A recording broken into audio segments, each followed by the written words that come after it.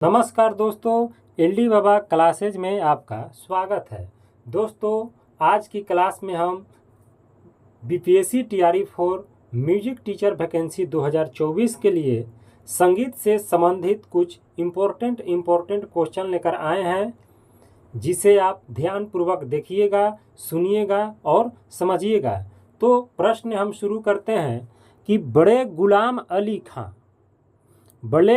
अली किस घराने से थे। तो बड़े गुलाम अली जो थे वो पटियाला घराना से थे। अगला प्रश्न है कि अली बख्श, नवी बख्श किस घराने के थे।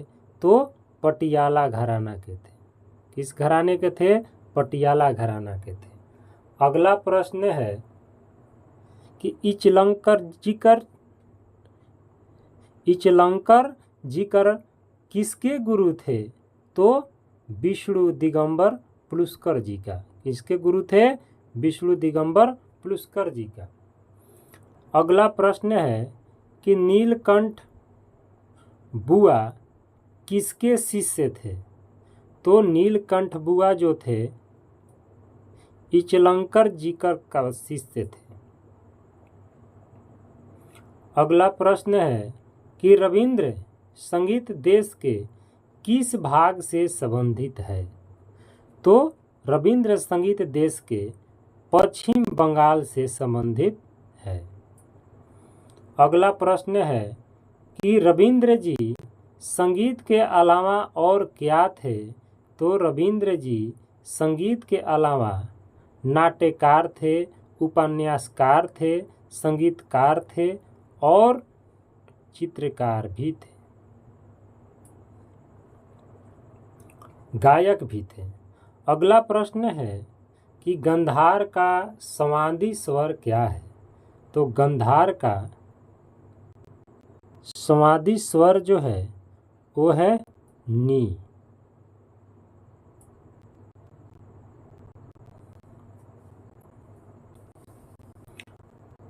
अगला प्रश्न है कि राग खमाज का वादी स्वर क्या है। वादी स्वर है ग। अगला प्रश्न है कि राग खमाज में कौन से स्वर विकृत लगते हैं। तो नी। यहाँ प्रश्न गलत है। यहाँ होगा राग खमाज का संवादी स्वर क्या है। तो नी होगा और वादी ग है। अगला प्रश्न है कि राग खमाज का संवादी स्वर तथा गायन समय क्या है। तो संवादी जो है वो नी है और गायन समय रात्रि का दूसरा प्रहर है। अगला प्रश्न है कि राग खमाज का जाति क्या है। तो जाति है इसका साड़ो संपूर्ण। साड़ो संपूर्ण का मतलब होता है साड़ो में 6 और संपूर्ण में 7, और यही औड़ो संपूर्ण दे तो औड़ो में 5 और संपूर्ण में 7, और यही संपूर्ण दे तो 7 7, साड़ो साड़ो दे तो 6 6, औड़ो औड़ो दे तो 5 5। अगला प्रश्न है कि अलाउद्दीन खां कहाँ रहते थे। तो अलाउद्दीन खां मैहर में रहते थे। अगला प्रश्न है कि गुरु वजीर खां के शिष्य थे।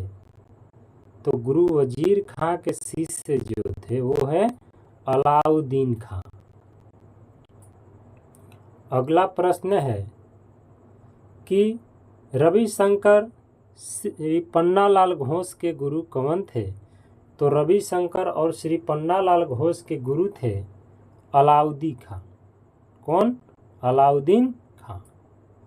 अगला प्रश्न है कि ना धीन ना किस ताल का। अगला प्रश्न है कि आड़ा 4 ताल कितने मात्रा का होता है।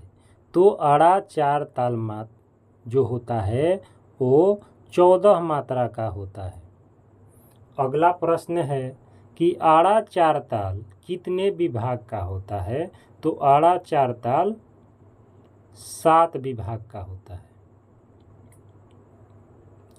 अगला प्रश्न है कि 5, 9, 13 पर खाली किस ताल में होता है?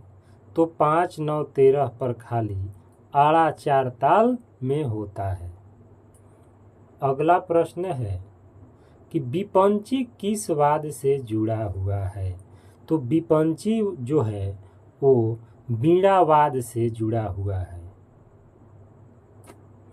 अगला प्रश्न है कि प्रचलित संगीत में वीणा के कितने रूप हैं, नाम लिखें। तो प्रचलित संगीत में वीणा के 2 रूप हैं। कितने रूप हैं? 2 रूप हैं। पहला है कि उत्तर भारतीय वीणा और दूसरा है दक्षिण भारतीय वीणा। अगला प्रश्न है कि रुद्र वीणा किस वीणा के नाम से जाना जाता है? तो रुद्र वीणा जो है वो उत्तर भारतीय वीणा के नाम से जाना जाता है। अगला प्रश्न है कि ब्रह्म वीणा किस वीणा के नाम से जाना जाता है? तो दक्षिणात्य वीणा के नाम से जाना जाता है। अगला प्रश्न है कि जाकिर हुसैन के पिता का नाम क्या था? तो जाकिर हुसैन के पिता का नाम था अलारक्सा जी। क्या नाम था? अलारक्सा जी था। अगला प्रश्न है कि अलाउद्दीन खां का जन्म कब हुआ था? तो अलाउद्दीन खां का जन्म हुआ था 1872 ईस्वी में हुआ था। अगला प्रश्न है कि जाकिर हुसैन जी का जन्म कब और कहाँ हुआ था? तो जाकिर हुसैन जी का जन्म 1 मार्च 1951 को मुंबई में हुआ था। अगला प्रश्न है कि जाकिर हुसैन जी को नेशनल हेरिटेज पुरस्कार कब मिला था? तो जाकिर हुसैन जी को नेशनल हेरिटेज पुरस्कार जो मिला था वो मिला था 1999 ईस्वी में। अगला प्रश्न है कि जाकिर हुसैन जी को संगीत नाटक अकेडमी अमेरिका में पुरस्कार कब मिला था? तो जाकिर हुसैन जी को संगीत नाटक अकेडमी अमेरिका में 1991 ईस्वी को मिला था। अगला प्रश्न है कि बनारस घराने के प्रवर्तक किसे माना जाता है? तो बनारस घराने का प्रवर्तक पंडित राम सहाय मिश्र जी को माना जाता है। अगला प्रश्न है कि जानकी सहाय, भैरव सहाय, बलदेव सहाय जी के गुरु कौन थे? तो जानकी सहाय, भैरव सहाय और बलदेव सहाय जी के गुरु का नाम था पंडित राम सहाय जी। अगला प्रश्न है कि तिलवाड़ा ताल में क्या गाया जाता है? तो तिलवाड़ा ताल में 16 मात्रा का बड़ा ख्याल गाया जाता है। तो दोस्तों आज की क्वेश्चन हमें समाप्त करते हैं।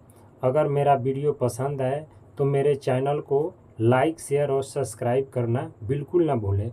आप